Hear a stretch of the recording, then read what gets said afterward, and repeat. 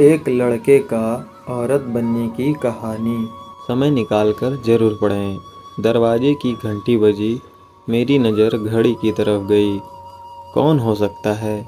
खुद से ही सवाल करते हुए दरवाजे की ओर बढ़ा तो सामने कुरियर वाला खड़ा था। कुरियर वाले ने एक लिफाफा मेरी ओर बढ़ाया। ये पत्र था दिया का। दिल की धड़कनें कुछ गलत न हो उसकी आशंका में तेज हो गई। खुद को काबू करते हुए पढ़ना शुरू किया। उसमें लिखा था, प्रिय मित्र, तुम ये पत्र पढ़कर दुखी मत होना। तुम एक सुलझे हुए इंसान हो। आज के इस दौर में तुम्हारे जैसा दोस्त मिलना मुश्किल ही नहीं, नामुमकिन है। पर मेरे मित्र, ये दुनिया अच्छी नहीं। मैंने बहुत करीब से देखा है इसका असली रूप, जो वाकई बहुत ही डरावना है। हम जिस समाज का अंश हैं वह दिखावे का है। चेहरे पर चेहरा लगाए फिरते हैं लोग यहाँ, और दिल मारा मारा फिरता है। दिल लगाने से हासिल नहीं होता यहाँ सब कुछ, फिर भी दिल बेचारा फिरता है। अकेले इसके स्वरूप को नहीं बदल सकता। ये इतनी आसान रास्ते नहीं। जीवन के इन 25 सालों में सिर्फ परेशानी ही देखी है। मैं किसी से क्या शिकवा करूं? मेरे तो अपने माता पिता ने ही मुझे ठुकरा दिया। सबने मुझे दोष दिया और हर पग पर मेरा मजाक बनाया। ये कहानी तब शुरू हुई जब मैं 12 माह भर का था। जन्म हुआ तब मैं आम लड़कों के जैसा ही था। मैं 5 बहनों में सबसे छोटा था। मेरी बहनें खेल खेल में मुझे लड़कियों के जैसे तैयार कर देती थी। मेरा लड़की के जैसे श्रृंगार करके वे पांचों खूब खुश होती। लेकिन धीरे धीरे मुझे लड़कियों के जैसे रहना अच्छा लगने लगा। मुझे भी लड़कियों के खेल ही समझ आने लगे थे। बड़ा होने पर हर लड़की बहन जैसी लगने लगी। इसके विपरीत लड़कों की ओर आकर्षित होने लगा। हर समय महसूस करता कि मेरा मजाक बन रहा है। सब मुझे छक्का और गे बोलते थे, पर मैं तो खुद को एक लड़की ही मानने लगा था। पापा को जब मालूम हुआ वे बेहद नाराज़ हुए।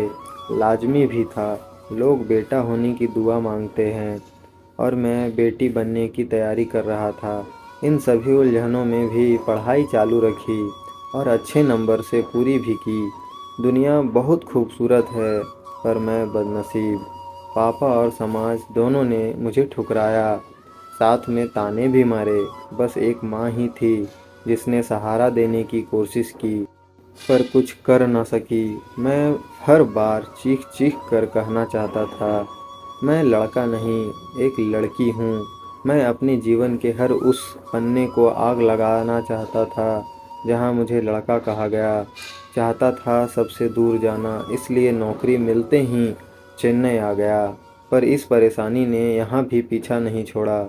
यहाँ भी मुझे हिजड़ा बोलकर मजाक बनाया गया। जब भी मुझे कोई लड़का बोलता तो अंदर तक कुछ मर जाता। क्यों मुझे लड़की नहीं माना किसी ने? मैं दिया थी, दिया। दिनेश तो बहुत पहले ही मर गया था मेरे अंदर से, और अब मेरे अंदर जो धड़क रहा था वो तो एक औरत का दिल था। 2 दिन पहले जब तुमने साथ जीवन व्यतीत करने का बात रखा तो एक बार को मन किया फ़ौरन हाँ बोल दूं, पर अंदर से आत्मा ने साथ नहीं दिया और तुमसे थोड़ा वक्त मांगा। तुम बेहद करीब थे मेरे, पर तुम्हें इस नरक की जीवन में धकेलना नहीं चाहती थी। ये समाज कभी ऐसे रिश्ते को नहीं स्वीकार करेगा। एक सांस में ये सब पढ़ गया था कि कितना बड़ा वज्रपात हुआ था। फिर भी आगे पढ़ना जारी रखा। कहते हैं मर्द को दर्द नहीं होता, पर मुझे होता था। जब तक लड़की के वस्त्र नहीं धारण किए थे तब तक रोज़ मरती थी, पर अपाहिज बनकर नहीं जीना चाहती थी।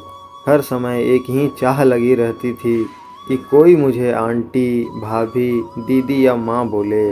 मुझे हर समय अपने अंदर की औरत में एक दुर्गा दिखती थी।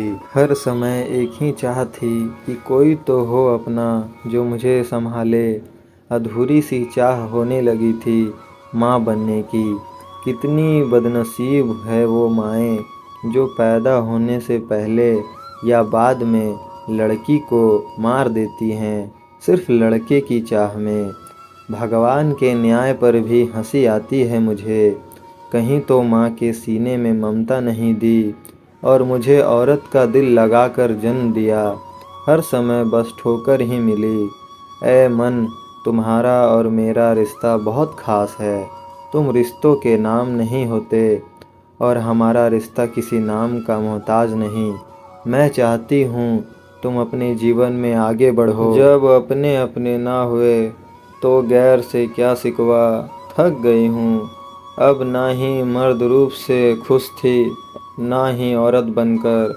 औरत तो बन गई पर पूरी नहीं, एक अधूरी औरत जिसे ये समाज हिजड़ा बोलता है। अब जा रही हूँ मैं सबसे दूर, तुमसे दूर, बहुत दूर। अगला जन्म औरत का मिले इसी कामना के साथ। खुश रहो हमेशा। दिया। पत्र समाप्त हो गया था पर आंसू अभी भी बह रहे थे। मन में कई सवाल थे पर शायद उनके जवाब नहीं थे। उसने एक अच्छा दोस्त और एक अच्छा इंसान खो दिया था। आज दिया के लिए उसके मन में इज्जत और भी बढ़ गई थी।